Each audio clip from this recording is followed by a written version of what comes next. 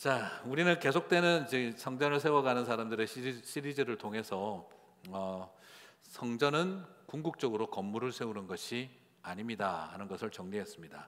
그것이 아니라 부활하신 예수 그리스도와 함께 서는 것입니다를 계속해서 살펴보았습니다.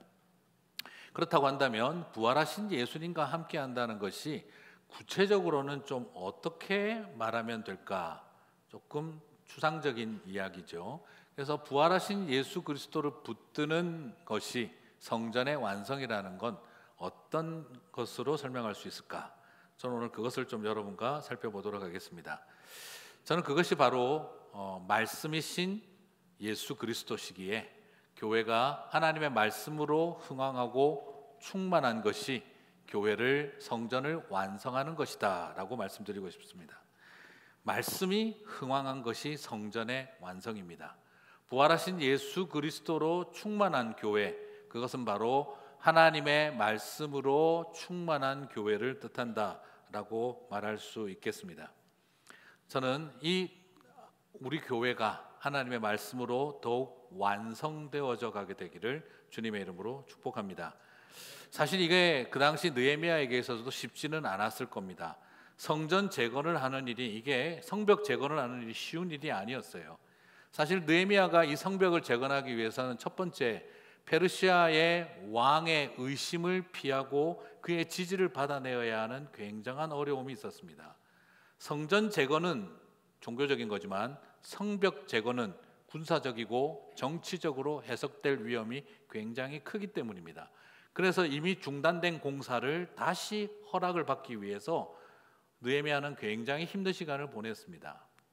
그리고 나서 많은 사람들이 그렇죠. 성벽이 무너졌대, 성문도 불탔대, 이런 말하는 거는 쉽지만 가서 세우는 일을 결단하기는 어렵습니다.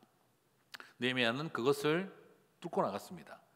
그리고 또한 그 다음에 나아가서 산발락과 도비아와 세겜과 같은 사람들과의 갈등을 통해서 그는 굉장히 어려운 전쟁의 위협을 겪어내야 했습니다.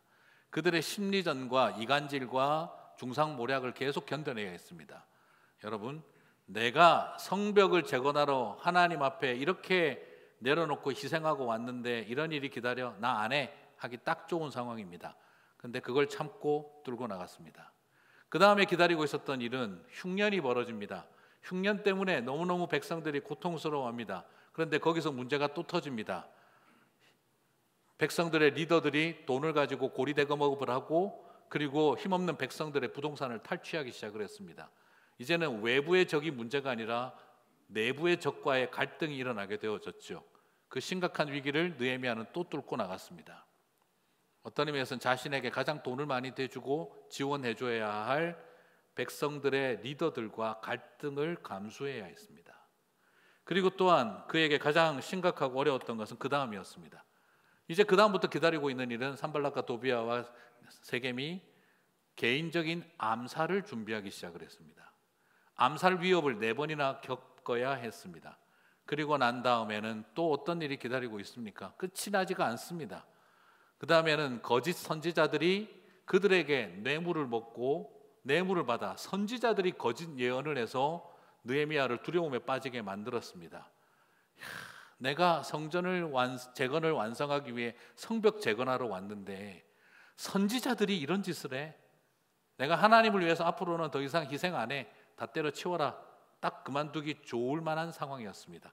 느헤미야는 그것도 참고 넘어갑니다. 그리고 난 다음에 또 보니 또 절망하게 합니다.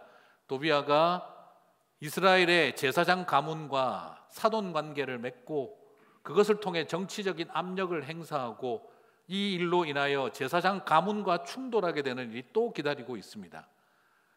나는 목숨 걸고 싸우고 있는데 제사장은 저런 사람과 사돈 관계 맺어서 정치적인 이득이나 노리고 있고 나 이런 거 안 해 하고 그만두기 딱 좋은 상황이지만 느헤미야는 그걸 참고 또 넘어갔습니다.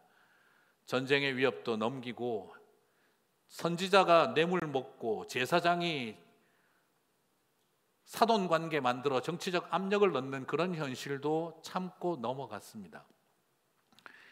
그리고 성벽을 재건을 완성을 했어요. 그 짧은 시간에 사람이 견디기 힘든 일들을 다 느헤미야는 뚫고 나갔습니다. 7장까지 오는 것만도 기적이죠. 그런데 많은 사람들이 7장까지 오면 더 이상 하지 않습니다. 성벽도 재건했겠다, 소위 말하는 다 이루었다는 성취감이, 만족감이 밀려오면 더 이상 뭘 하고 싶어 하지 않습니다. 그런데 또 한편으로는 너무너무 힘들었습니다. 징글맞고 징글맞고 징글맞았으니 이제는 다시는 내가 하나님의 나라를 위해, 교회를 위해 뭐 아무것도 안 하겠다는 마음을 딱 먹기 좋은 탈진 상태에 들어갔죠. 대부분 이때는 나는 아무것도 하고 싶지 않습니다를 당연히 외치게 되어져 있습니다. 이루기도 했고 성취감도 있고 지치고 탈진했습니다. 이럴 때 또 뭘 하자는 걸까? 어떤 불굴의 의지를 가진 사람도 느헤미야 7장까지는 갈 수 있어도 그런 상황에서 다시 부흥을 꿈꾸는 일은 할 생각을 엄두도 내기가 어렵습니다. 여러분, 그런데 하나님은 그 일을 시작하게 하신 것이죠. 여러분, 제가 여러 이민교회 살펴봐도 나오지만은요, 교회 건물 건축 끝나고 나면 많은 교회들이 자중질환이 일어나서 두동강, 세동강 나는 걸 참 많이 봤습니다. 그건 뭐 한국도 마찬가지였죠. 뭔가 크게 고생해서 건축 다 끝나고 나니까 서로를 향한 끊임없는 미움과 원망으로 인하여 교회가 그 아름다운 일을 다 이루어내고 난 다음에 그냥 사분오열 깨지는 모습을 한두 번 본 일이 아닙니다. 그렇죠. 너무 힘들었던 거죠. 너무 피곤했던 거죠. 너무 애를 쏟았던 거죠. 그러니까 별것 아닌 일에 감사와 기쁨이 넘치지 않고 별것 아닌 일로 충돌하고 갈라지는 일은 다반사로 일어납니다. 어쩌면 지금 이스라엘 상황도 비슷한 상황이었죠. 그리고 실제로 또 많은 분들이 뭔가 열심히 하고 난 다음 이제는 더 이상 안 해. 또 많은 분들이 열심히 하면서 힘들고 지치고 어렵다 보니 이제 난 징글맞아 다시는 아무것도 안 해 하는 그런 마음 상태에 들어갈 때가 많습니다. 솔직히 충분히 이해가 가고 그렇습니다. 저도 은퇴하고 나면 어떻게 될까요? 어떻게 될지 모르겠어요. 네. 그렇지만 우리의 마음속에 모두 모르게 생기는 우리 안에 그런 마음들이 있습니다. 근데 저는 부탁드리고 싶고 이야기하고 싶은 게 있어요. 근데 제가 짧은 삶이지만 이제 55세 2달 남았는데 이제 드디어 시니어 커피, 드디어 테니스에서 55 플러스 드디어 시킬 날이 다가오고 있는데 2달 남았습니다. 그렇긴 하지만 제가 교회 일하고 또 선교하고 이런 거 하면서 힘 안 들고 하나님 나라 일이 되는 걸 본 적이 없습니다. 욕 안 먹고 오해당하지 않고 때로는 사실이 아닌 이야기에 휘둘려 가면서 고통스럽고 참아야 하는 시간들 안 보내고 하나님의 일 되는 일을 본 적이 없습니다. 어느 선교사님, 어느 목사님들 만나봐도 나는 계획하고 기도하고 꿈꾸던 대로 모든 일이 다 잘 되더라, 하나님 일을 하면 다 그렇더라 말하는 사람을 제가 한 번도 본 적이 없습니다. 항상 시험당하고 좌절하고 실패하고 사람들에게 마음 상하는 일들 다 겪으면서 여기까지 왔다는 이야기는 제가 한 번도 안 빠지고 다 들어본 것 같습니다. 만약 그게 그렇게 쉬운 일이라면 누가 선교사 못 갈 것이며, 누가 신학교 안 갈 것이며, 누가 목회 안 할 것이며, 누가 교회에 책임지고 일 맡는 일을 안 하려고 하겠습니까? 해보고 나니 다 그렇습니다. 그리고 다 그것 알고 있습니다. 그래서 정말 가끔씩 와서 목사님 난 너무너무 지쳤고 할 것 다 했기 때문에 난 이제 하고 싶지 않아요 할 때에는 충분히 그 마음 어떤지 이해갑니다. 하지만 감히 부탁드리고 싶어요. 그러면 그 일이 그렇게 쉽게 될 일이었을 거라고 생각을 하신 겁니까? 생각했던 것보다 더 힘들어서 그러실 수는 있다고 생각하지만 교회 일, 하나님 일, 하나님 나라의 일을 하다 보면 상처 안 받고 힘 안 들고 될 일이 일이었을 거라고 생각하신 겁니까? 라고 솔직히 담담히 물어보지 않을 수가 없습니다. 사랑하는 성도 여러분, 그만해도 될 이유는 수천 가지일 것입니다.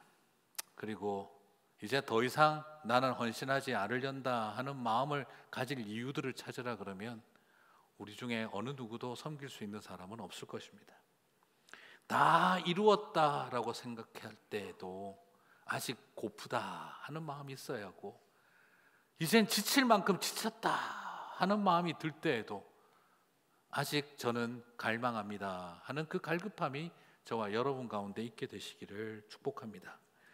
갈급함이 없었다면 성벽 건축 끝나고 난 다음 아무 일도 일어나지 않아야 합니다. 느헤미야서는 7장에서 끝이 났어야겠죠.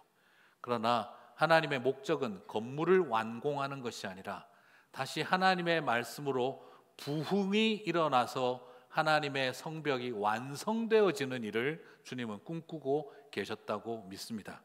이제 부흥은 만족하는 사람에게 주어지지 않습니다. 부흥은 탈진한 사람에게 주어지는 것이 아닙니다. 만족스럽고 탈진하는 자리에서도 여전히 고프고 갈급해하는 사람들을 통해 하나님은 이 땅에 부흥을 허락하시는 줄 믿습니다. 여러분, 만족한 사람 되지 마시기 바랍니다. 그리고 여러분, 탈진한 자리에 머물러 있지도 마시기 바랍니다. 그 어떤 자리에 있어도 갈급한 하나님의 성도들이 되어질 때 하나님은 우리에게 말씀으로 부흥케 하실 줄 믿습니다. 이 부흥운동의 그러면 주역은 누구였을까요? 우리는 당연히 느헤미야가 아니겠는가, 아니면 에스라였겠지라는 생각이 듭니다. 그러나 오늘 이 부흥운동의 주역은 이분들이 아닙니다. 느헤미야 8장 1절 같이 읽겠습니다. 이스라엘 자손이 자기들의 성읍에 거주하였더니 일곱째 달에 이르러 모든 백성이 일제히 수문 앞 광장에 모여 학사 에스라에게 여호와께서 이스라엘에게 명령하신 모세의 율법책 가져오기를 청하매. 여러분, 여기서 중요한 포인트는 느헤미야가 백성들이여 모이십시오, 학사 에스라가, 선지자 에스라가 온 백성들은 모여라, 내가 여호와 하나님의 말씀을 가르치리라 하고 사람들을 초대하고 모은 것이 아니었습니다. 일곱째 달이 지나고 성벽 재건이 다 끝났던 다음 수많은 백성들이 우리는 여전히 하나님의 말씀으로 고픕니다. 그들이 몰려와 찾아와서 학사 에스라에게 우리에게 하나님의 말씀을 가르쳐 주십시오 요청하고 청하기를 시작했다는 것입니다.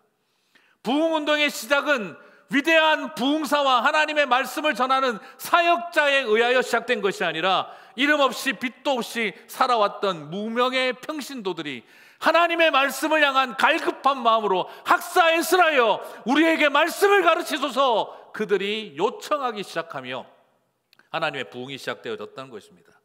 성전을 세우는 일에는 총독 스룹바벨과 선지자 학개가 있었습니다.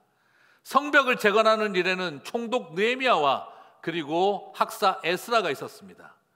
당대 최고의 영적 지도자와 당대 최고의 정치 지도자가 헌신적으로 동력해서 성전을 재건하고 성벽을 재건했습니다. 그러나 마음의 백성들의 가슴 속에 말씀의 성벽을 세우는 일에는 에스라가 나선 것도 아니고 느헤미야가 나선 것도 아닙니다. 수많은 백성들이 성전 광장으로 몰려들어가 하나님의 말씀을 가르쳐 주시옵소서, 이 갈급함이 오늘 이 부흥의 시작이었다는 것을 저와 여러분이 살펴봤으면 좋겠습니다. 느헤미야 8장 3절을 봅니다. 같이 읽겠습니다. 수문 앞 광장에서 새벽부터 정오까지 남자나 여자나 알아들을 만한 모든 사람 앞에서 읽음에 무사람이 그 율법책에 귀를 기울였는데, 여기에서 귀를 기울인다는 말은 내 마음을 쏟아놓을 때 하는 것과 같은 표현입니다. 그들이 온 마음을 다해 다 쏟아놓고 있습니다. 근데 오늘 이 말씀을 보면서 여러분, 제가 꼭 그렇다고 새벽부터 정오까지 설교를 하겠다는 뜻은 아닙니다. 그것을 해야 한다는 것은 아니지만, 그런데 보통 이건 참 거꾸로 가는 것 같아요. 이건 설교자들이 은혜 받아야 될 성경이 아니라 성도님들이 은혜 받아야 되거든요. 근데 거꾸로 갑니다. 성도님들은 오멘 하는 분위기로 가고 목사들은 아멘 하는 분위기로 가는 거죠. 그래서 뭘 원하는 거죠? 그래, 오늘 이 말씀에 나도 은혜 받았다, 새벽부터 정오까지 설교 한번 해보자. 성도님들은 절대 이런 일에 은혜 목사님이 받지 않기를 위해서 기도하셔야 될지도 모르겠어요. 그러나 여러분, 정말 은혜 받아야 할 것은 새벽부터 정오까지 하나님 말씀을 듣기를 원했던 그 사람들 앞에 하나님의 역사가 나타나기 시작했다는 겁니다. 그 이후 느헤미야 8장 5절에서 6절은 말합니다. 에스라가 모든 백성 위에서 그들 목전에 책을 펴니, 같이 읽겠습니다. 책을 펼 때에 모든 백성이 일어서니라. 에스라가 위대하신 하나님 여호와를 송축하며 모든 백성이 손을 들고 아멘 아멘 하고 응답하고 몸을 굽혀 얼굴을 땅에 대고 여호와께 경배하니라. 여러분, 얼마나 갈급했었는지 이 성도들이 성경이 펴질 때 자리에서 일어나기 시작을 했고, 그리고 하나님을 송축하기 시작하자 온 성도들이 아멘 아멘 하며 화답하기 시작을 했으며, 그들이 다 함께 두 손을 높이 들고 여호와 하나님을 찬양하고, 그리고 그들이 감격하여 땅바닥에 엎드려져서 하나님의 이름을 경배했다는 것입니다. 여호와 하나님을 예배하고 경배한다는 말은 내 마음의 상태가 진지하고 경건하다는 것을 말하는 게 아닙니다. 유대인들에게 있어서 경배는 내가 두 손을 높이 드는 것이었고, 경배는 내가 땅바닥에 엎드리는 행동이었습니다. 그리고 그들에게 있어서 참된 송축함은 함께 아멘 아멘 하며 외치며 주의 이름을 높이는 것이었습니다. 그것은 그저 내 마음의 경건한 상태를 말한 것이 아니라 내 삶이, 내 몸이 하나님의 말씀 앞에 엎드러지고 두 손을 높이 들고 아멘으로 화답하는 행위를 동반하는 고백이었던 것입니다. 사랑하는 성도 여러분, 우리에게 그런 경배가 다시 회복되어야 하지 않을까요? 저는 마음속에 이런 생각이 듭니다. 아멘 아멘 하는 것이 어색하지 않았으면 좋겠습니다. 두 손을 높이 드는 것이 어색하지 않았으면 좋겠습니다. 엎드려 경배하며 일어나서 하나님을 향하여 두 손을 높이 들고 찬양하는 일이 어색하지 않았으면 좋겠습니다. 그것은 바로 말씀에 대한 부흥의 역사이기 때문입니다. 이것은 소위 말하는, 죄송합니다, 이런 표현을 써서 영파들이나 무슨 성령파 중심의 오순절 교회에서나 하는 거지, 말씀 중심의 교회에서 이런 거 하면 안 되지, 누가 그랬습니까? 말씀 중심의 교회는 이런 거 안 한다고 누가 말했습니까? 오늘 느헤미야서는 철저하게 말씀 중심이었습니다. 새벽부터 정오까지 하나님의 말씀에 귀를 기울인 사람들이 자리에 일어나고 두 손을 높이 들고 아멘 아멘 하며 화답하며 그들이 땅바닥에 엎드렸던 것이죠. 이것은 소위 말하는 성령 중심의 교회 전통이냐 말씀 중심의 교회 전통이냐의 차이에 의해서 생기는 것이 아니라, 가장 말씀 중심으로 느헤미야 성도들이 모였을 때 그때 일어났던 반응이라는 것도 잊어서는 안 됩니다. 이것은 문화만의 문제가 아니라 이것은 부흥의 문제였기 때문입니다. 일어나고 엎드리고 손을 들고 아멘 하는 거 문화적 측면이 있습니다. 분명히 문화적 측면이 있습니다. 좀 더 그런 문화에 익숙한 사람들도 있습니다. 요즘 찬양하면 또 당연히 이런 분위기로 가야 된다, 당연히 이런 분위기로 찬양해야 한다, 그렇게 안 하면 요즘 이런 문화에 안 맞다, 그런 문화적 현상으로 받아들일 수도 있습니다. 하지만 충분히 문화적 요소가 있고, 또 그것 때문에 강요하고 그렇게 하라고 해서는 안 된다고, 부흥을 조작해내려고 하는 방식도 옳지 않다고 생각합니다. 뭐든지 아멘 무조건 따라해라고 그렇게 시키고 싶지도 않습니다. 그러다 보니까 어떤 때 가니까 그러더라고요. 오늘 날씨가 좋습니다, 아멘! 당황스러웠습니다. 굳이 그렇게까지 하실 필요는 없겠죠. 하지만 하나님의 말씀 앞에 반응을 잃어버린 우리의 모습이 정말 말씀의 신학에 기초했기 때문입니까? 아니면 영적으로 마른 것입니까? 문화적으로 측면이 분명히 존재합니다. 손을 들어라, 일어나라, 엎드려라, 아멘 외치라고 부흥을 조작하고 강요해서는 안 됩니다. 이건 내 문화와 내 스타일과 맞지가 않습니다. 소리내어 이런 거 아멘 아멘 하라고 하지 마세요. 우리가 그럴 수 있습니다. 하지만 또 부탁하고 싶습니다. 하나님의 부흥을 자기 문화로 막지도 말아야 합니다. 제가 슈퍼 울트라 컨설버티브 투마치 고신 출신입니다.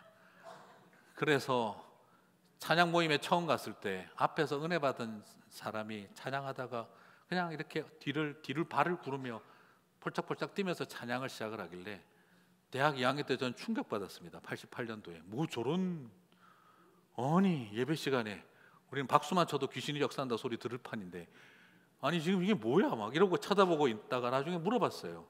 너 왜 뛰니? 그랬더니 걔가 뭐라고 그랬냐, 제 말의 의도는 뭐죠? 왜 가만히 안 있고 뛰니? 그 말이었거든요.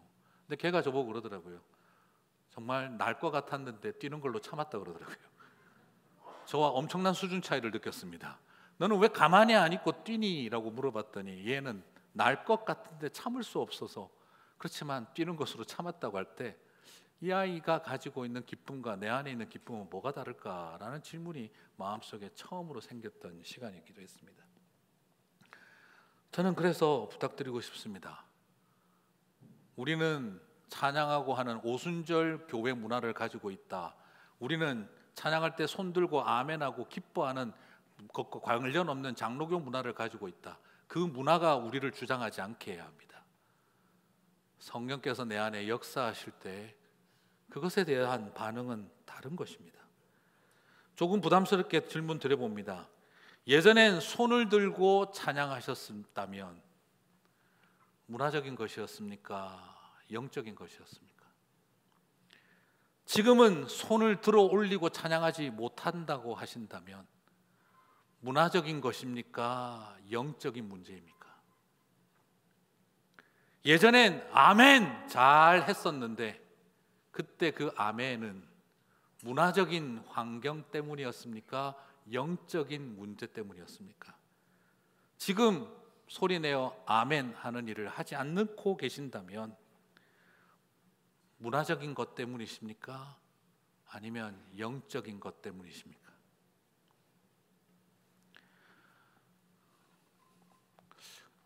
우리 교회에서도 가끔씩 그런 때가 있습니다. 새벽기도 뜨겁게 기도하면 그 우리 교회 기도하는 문화에 안 맞으니 가지 마세요. 설교 시간에 아멘 하면 자꾸 그 눈에 띄게 소리 들리게 하시네. 그렇게 또 생각하시거나 그러지 마세요. 그것은 문화적인 문제가 아닙니다. 문화적으로 만들어서 하도록 하는 분위기를 만들어내어서도 안 되겠지만 내가 가진 문화가 부흥을 막아서게 해서도 안 되는 것입니다. 그 안에 하나님 허락하시는 은혜 앞에 우리가 정직하고 진솔하게 반응하는 일을 어떤 우리의 문화적 잣대와 기준으로 평가할 수는 없는 것입니다. 지금 그래서 다시 말씀드리는 것은 바로 우리에게 있어서 이런 감격과 부흥이 우리에게는 문화입니까? 아니면 하나님의 은혜입니까? 그 진지한 질문 앞에 우리가 서야 하는 것입니다. 느헤미야 8장 10절을 보십니다. 느헤미야가 또 그들에게 이르기를 너희는 가서 살찐 것을 먹고 단 것을 마시되 준비하지 못한 자에게는 나누어 주라. 이날은 우리 주의 성일이니 근심하지 말라. 같이 읽겠습니다. 여호와로 인하여 기뻐하는 것이 너희의 힘이니라 하고, 여호와로 인하여 기뻐하는 것이 너희의 힘이니라. 우리의 능력과 권세는 귀신을 쫓아내고 죽은 사람 살려내고 그리고 장애인을 일으키고 치유하는 것이 아니라 가장 큰 능력은 기뻐하는 삶입니다. 저와 여러분 안에 그 기쁨이 넘쳤으면 좋겠습니다. 지난번 메시아 우리 찬양 예배 때 웨이메이커 찬양을 부를 때 우리 성가대원들 옆에서 지켜봤습니다.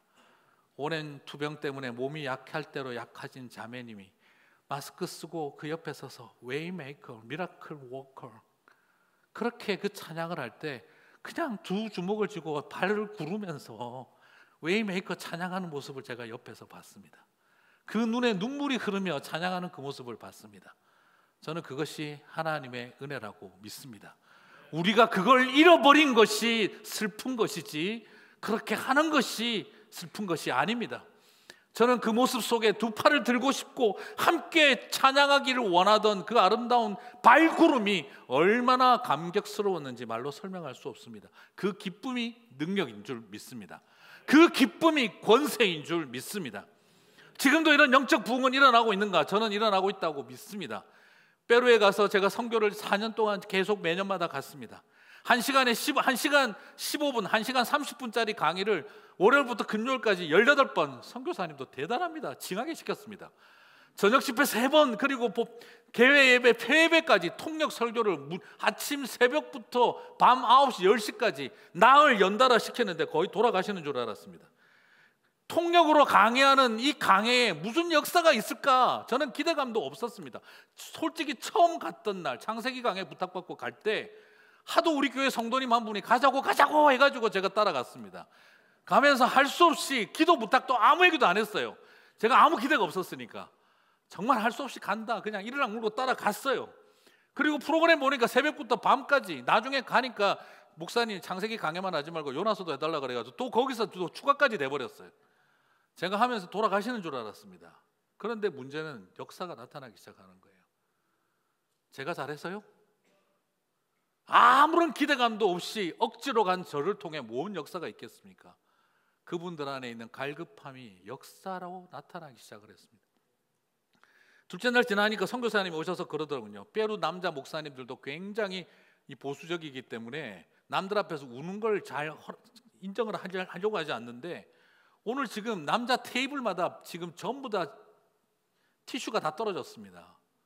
사가지고 와야 될 판입니다. 드레스 디아스를 할 때도, 치유 집회를 할 때도 이렇게 울지 않았습니다. 그런데 말씀을 공부하면서 목사님들이 울기 시작을 했습니다.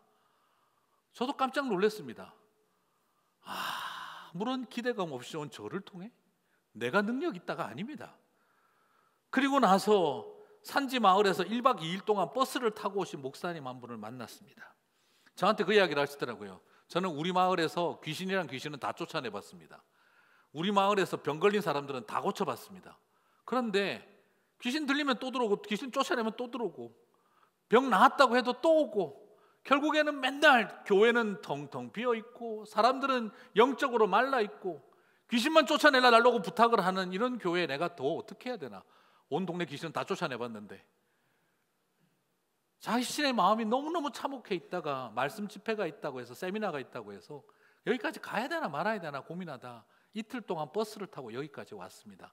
그런데 창세기 강해를 들으며 내가 우리 마을 사람들에게 말씀을 안 가르쳤구나, 내가 말씀에 무지했구나, 이젠 돌아가서 하나님 말씀을 전하겠습니다. 목사님이 저한테 그 이야기를 하셨어요. 제가 우리 마을에 옛날에 있던 무당이랑 뭐가 다를까, 그 생각이 들면서 하나님 앞에 말씀을 가르쳐야겠다. 그리고 1년 뒤에 한 해가 지나고 그 목사님을 만났습니다. 저한테 달려오더니, 목사님, 우리 교회가 부흥했습니다. 숫자가 늘은 게 중요한 게 아니라 사람들이 말씀을 먹고 있습니다. 말씀을 깨닫고 있습니다. 말씀 앞에 자신의 삶을 드리고 있습니다. 귀신 들린 사람 쫓아내도 귀신이 또 들어오던 일이 없습니다. 이제는 제가 귀신 쫓아내는 일을 안 해도 사람들이 자유하고 있습니다. 병 고침이 치유가 되지 않아도 하나님의 은혜를 바라봅니다. 이제 역사가 일어났습니다. 참된 부흥이 일어납니다. 저는 그 말을 듣고 너무너무 감격했었습니다. 아까 보신 그 여성 목사님 한 분은 저한테 오셔서 간증을 하셨어요. 저는 어렸을 때 계부에게 성폭행을 당했고 그 이후로 평생 가슴에 암덩어리 같은 게 늘 마음에 걸려 있었습니다. 침을 삼키면 걸리고 침을 삼키면 걸리는 암덩어리 같은 게 제가 식도에 있었습니다. 제가 어떤 형태의 드레스 디아스도 받고 치유 집회도 하고 다 했지만 이게 아무리 기도하고 안수 기도를 받아도 사라지지가 않았습니다. 오늘 말씀 세미나를 와서 그냥 이런 것 저것 상관없으니까 기대감 없이 와서 앉아서 열심히 성경을 배우고 있는데 어느 순간 중간에 갑자기 알았습니다. 40년 동안 제 가슴에 사라지지 않던 암덩어리 같은 그 덩어리가 사라져 버렸습니다. 목사님은 아무것도 하시지 않았지만 하나님의 말씀이 저를 치유했습니다. 이번에 쿠바에 가서도 한 목사님이 저녁 집회 때 팔복 말씀과 그리고 요나서 강해를 하고 나서 저녁 집회를 할 때 창세기 38장으로 말씀을 전하고 나서 그 목사님 한 분이 기도회를 할 때 제가 서 있던 강대상에 와서 엎드려서 그 강대상을 붙들고 기도를 시작을 하셨어요. 한참을 기도하셨어요. 그리고 나서 저에게 오셔서 저에게는 목사가 될 수 없는 자격 결핍의 삶이 있었습니다. 사탄은 항상 그런 때마다 저를 공격했습니다. 어떤 치유 집회를 하고 어떤 회복 집회를 해도 제 마음에 해결이 되지가 않았습니다. 늘 사탄의 참소와 고발에 시달렸습니다. 그런데 그러면서도 담임 목사 10년 동안 해왔습니다. 그런데 오늘 저녁에 말씀을 들으며 내 인생의 창세기 38장 같은 끔찍한 페이지가 있지만 하나님은 그것을 찢어버리지 않으시고 그걸 통해 하나님의 구속사의 한 페이지가 되게 하신다는 깨달음이 밀려왔습니다. 이제 저를 묶고 있던 모든 쇠사슬은 끊어지고 하나님 앞에 감사하게 되었습니다. 제 영혼이 완전히 자유하게 되었습니다. 말씀이 저를 치유했습니다. 저는 그게 얼마나 그 목사님이 감격스러웠는지. 이번에 캐나다 집회를 갔을 때도 전통적인 장로교 교회입니다.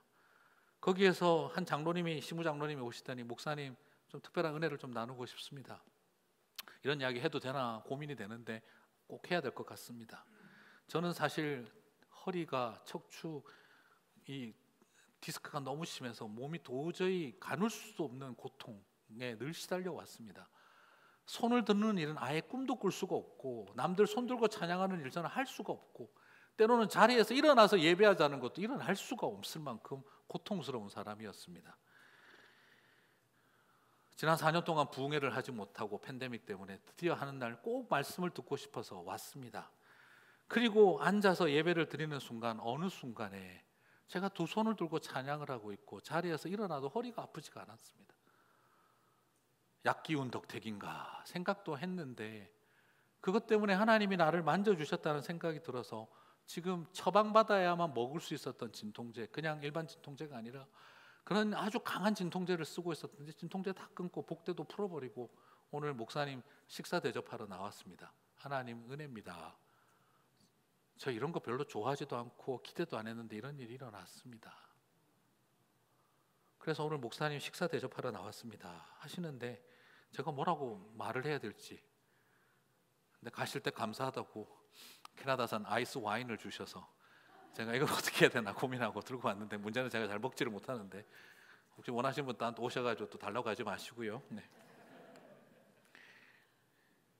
쿠바의 목사님들이 손을 들고 기도할 때 한국 선교사님에게 배워서 주여 하듯이 세뇨를 하면서 기도를 하는데 속으로 그런 생각도 들죠.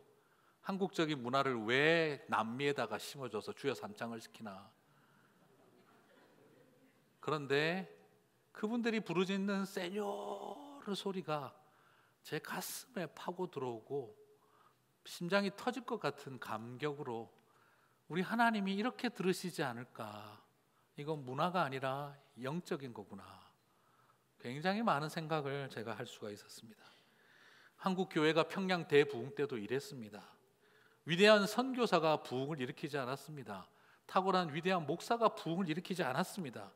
그 시대의 양반도 아니고 중인들이고 평민이고 쌍놈들이었던 사람들이 복음을 듣고 들어와서 우리 마을 사람들한테 성경 좀 가르치고 싶다, 그래서 권서가 되고 성경을 권하고 팔았던 사람들, 그분들이 곳곳에 세워진 교회에서 우리 마을 사람들 성경 좀 가르치고 싶어서 평신도들이 바쁜 농번기 때는 일을 못하고 그리고 겨울에 와서 말씀을 배우면서 부흥이 시작된 겁니다. 한국교회 부흥은 왜 일어났는 줄 아세요?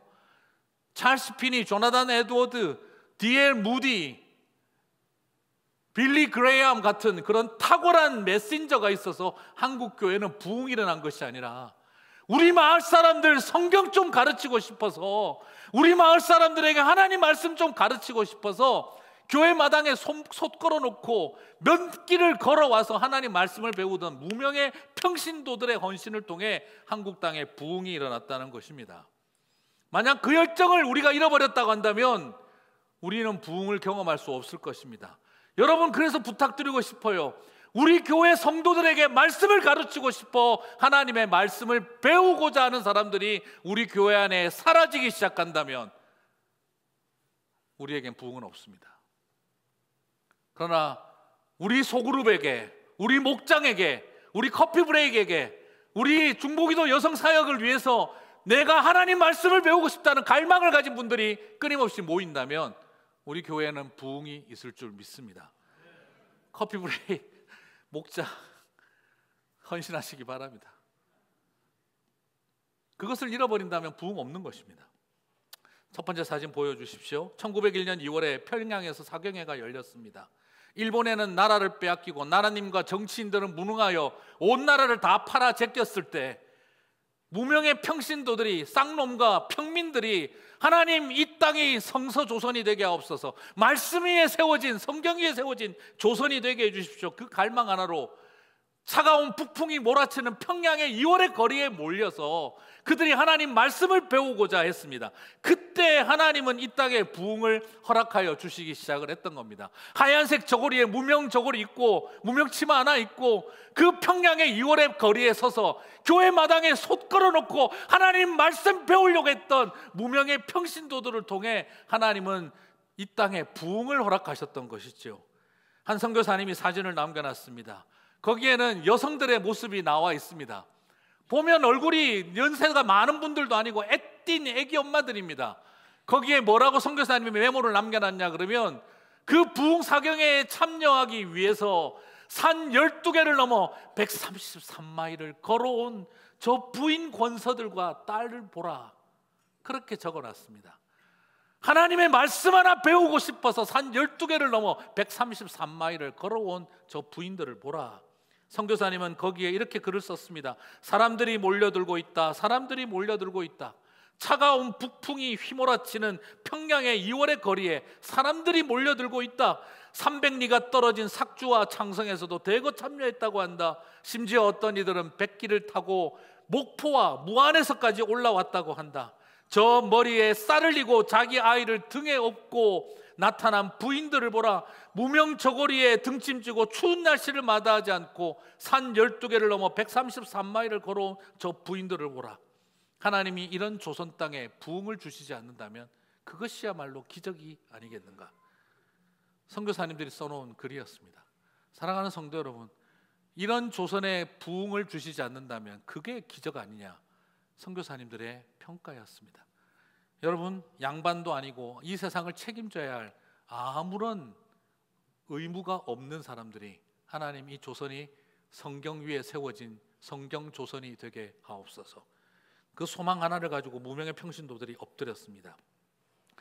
그래서 다음 사진 보여주십시오. 아무것도 보이지 않는 폐허와 같았던 조선 땅, 다 쓰러져가는 초가집에 온 마당에는 쓰레기들이 굴러다니고 있고 뭔가에 찌들고 중독된 것 같은 완전히 노쇠한 필부 앞에서 똑같은 사람이 하나님 말씀을 들고 복음을 전하고 있습니다. 하나님, 이 조선 땅에 복음만이 희망입니다. 그렇게 가슴에 품었던 사람들을 통해 하나님은 이 조선 땅에 부흥을 허락하셨습니다. 그 옆에 앉아 계시는 저분들 사진을 꼭 보십시오. 저는 저 사진 보면서 참 많이 울었습니다. 왜냐하면 그 사진 밑에 선교사님이 남겨놓은 글이 딱 하나 있었습니다. 조선인 1급 권서들, 퍼스트 클래스 레벨 베테랑급들, 가장 전도 많이 하고 성경을 많이 가르친 사람들, 그분들의 이름은 하나도 남아있지 않습니다. 그분들의 이름은 남아있지 않습니다. 그냥 조선인 1급 권서들, 제일 열심히 1년에 3분의 1을 집 밖을 나가서 온 동네 사람들에게 말씀을 전하고 한글을 모르면 한글까지 가르쳐가며 성경을 가르친 사람들, 교회를 세운 사람들. 그래서 선교사들은 그렇게 남기고 전합니다. 조선인 권서들은 연간 3분의 1을 집 밖에서 나아가서 복음을 전했다. 그들은 마을에 들어가서 성경을 가르치고 성경을 가르칠 수 없으면 한글부터 가르쳤다. 그들은 새벽에 일어나 새벽 기도를 하고 아침 먹고 길거리에서 주먹밥이나 먹으면서 하루 종일 복음을 전하고 저녁 시간이 되면 그 마을에서 믿는 사람들이 생기면 그들을 모아놓고 다시 말씀을 특별히 가르치고 기도회의 시간을 가지고 밤 9시가 되어서야 숙소로 돌아오기도 했다. 그리고 그들은 밥을 먹고 하루 일과를 정리하고 또 잠을 청한다. 그리고 아침이 되면 또 개나리 보침을 메고 나아갔다. 수많은 권서들은 여인 숲에서 잘못된 음식을 먹고 식중독으로 죽기도 하고 겨울 산행을 하다 동사하기도 하고 호랑이 밥이 되기도 하고 도적대들을 만나 다치고 상하고 죽기도 일쑤였다. 수많은 사람들은 이 조선 땅에 선교사들이 사역하고 있는 줄 알고 있으나 하운젤 선교사는 이렇게 말합니다. 이 조선 땅에 일어나고 있는 부흥의 70%는 우리 선교사들이 아니라 조선인 권서들에 의하여 일어난 것을 국제 성서 공회와 각 선교단체의 대표들은 꼭 알아주시기를 바랍니다. 사랑하는 성도 여러분, 저와 여러분은 그분들의 후예입니다. 오늘 우리에게 주시는 말씀 느헤미야서를 통해 이름 없이 빛도 없이 뭇백성들이 말씀을 사모하러 뛰어갔을 때 하나님의 부흥이 이스라엘 땅 가운데 왔던 것처럼, 조선 땅에 왔던 것처럼 하나님은 지금도 그렇게 우리와 역사하실 줄 믿습니다.